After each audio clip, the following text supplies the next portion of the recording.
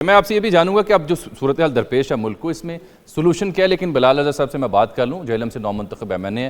बिलाल साहब, बहुत मुबारक हो आपको। गो के सवाल भी उठ रहे हैं, एहतजाज भी हो रहा है, इंतखाबी नताइज को भी नहीं माना जा रहा। नॉर्थ पंजाब में नून लीग की 2018 में जो सूरत हाल थी, उसके बरक्स रिजल्ट आए। पिंडी में तो एक आधी सीट शायद आपको मिली थी 18 में, अब माशाल्लाह 11 मिल गई।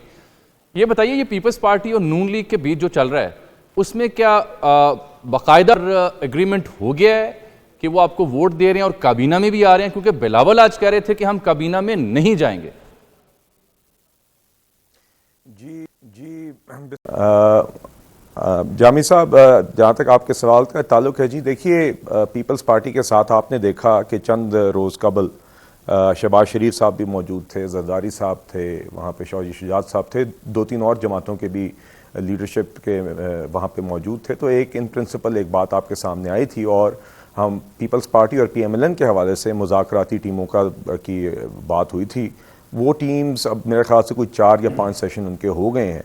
अब यकीनन बिलावल साहब ने ये बात अगर आज दोहराई है तो मेरे इल्म में नहीं है, मगर पहले भी की थी, मगर वो निगोशिएशंस जारी हैं और आई थिंक जब भी कोई इसका कोई हतमी नतीजा होगा तो वो एक फॉर्मल स्टेटमेंट की और सूरत नहीं आएगा, क्योंकि आपने देखा है कि जितने भी अभी तक सेशंस हुए हैं इन नेगोशिएटिंग टीम्स के, तो उसके बाद एक मुश्तरका एलामिया ही जारी हुआ है। तो जब भी कोई चीज़ कंक्लूड होगी तो उसी सूरत मेरी आपकी जमात के दो सीनियर रहनुमाओं से कल और परसों बाकायदा गुफ्तगू हुई। खुरम दस्तगीर साहब ऑन रिकॉर्ड हैं, राना सनाउल्लाह साहब ऑन रिकॉर्ड हैं इसी शो में। दोनों ये कह रहे थे कि उनकी ज़ाती भी और अक्सरियत की भी ये राय थी चंद रोज़ पहले हुए इजलास में कि हमें विफाक में हुकूमत साजी नहीं करनी चाहिए, सिर्फ हमें पंजाब में बैठ के पार्टी को रिवाइव करना चाहिए। क्या आपकी भी ये राय थी और इस राय के ऊपर फिर क़यादत ने क्या राय दी? अगर अक्सरियत की राय थी तो क्यों नहीं मानी? जी देखिए, अगर उन्होंने कोई ऐसी बात की है तो ये इनकी ज़ाती राय हो सकती है, मगर जो जमात का एक फ़ैसला है वो तो आपके सामने फॉर्मली जब सदर जमात ने एक बात कर दी है और एक मीटिंग में, और फिर हमारे कायद ने नवाज शरीफ साहब ने शहबाज शरीफ साहब को नामजद कर दिया है प्राइम मिनिस्टर, मरियम नवाज साहबा को नामजद कर दिया है चीफ मिनिस्टर पंजाब, तो आपको हमारी जमात का तो एक फॉर्मल पोजीशन आपके सामने है।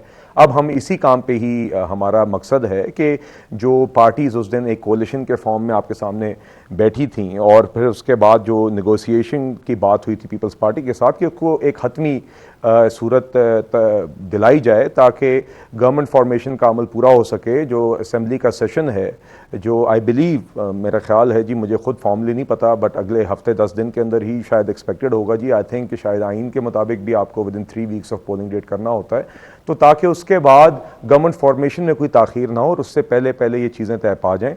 आई थिंक यही अभी वक्त की भी ज़रूरत है, क्योंकि अब हमें इस इलेक्शन के अमल से आगे निकल कर अब जो हमारे नेशनल चैलेंजेस हैं, बिलखुसूस जो हमारे इकोनॉमिक चैलेंजेस हैं, उसको एड्रेस करने की ज़रूरत है और बुनियादी मकसद भी इस सारे अमल का यही होता है कि गवर्नमेंट मैं करता हूं इस पे मजीद भी आपसे मैं बात मामलात को